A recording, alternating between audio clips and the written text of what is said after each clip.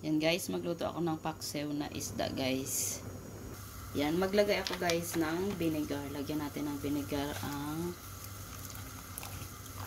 tubig na guys. Paksiw yan guys na isda ang lutuin natin guys. Tapos maglagay ako guys ng buong paminta. Lagyan natin ng asin.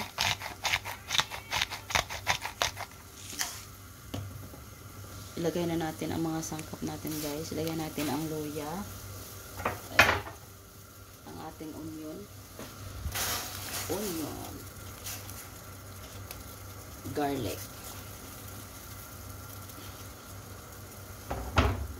Nakaluto na ba kayo guys ng inyong dinner dyan? Lunch o breakfast? Kung saan man kayong sulok ng mundo, shout out sa inyong lahat guys. Ganito ba kayo guys magpaksiw ng isda guys? Gaya sa akin? O iba ang inyong magluto kayo ng paksiw na isda? Yan na po guys. Lagay na natin ang ating isda. Ang sarap nito guys. Ng ating paksiw na isda guys.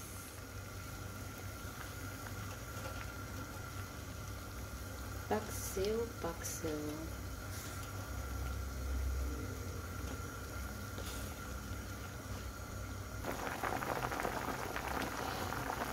Yan, tikman na natin guys ang ating paksiw na isda guys. Dapat magluto tayo ay tikman natin kung ano ang lasa, kung ano ang kulang ba sa ating niluto.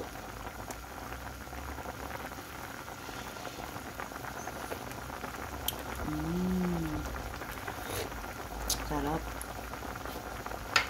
Medyo kulang pa sa akin guys ay asin. Matabang siya guys, matabang. Yan, mataba ang aking isda guys. At preska.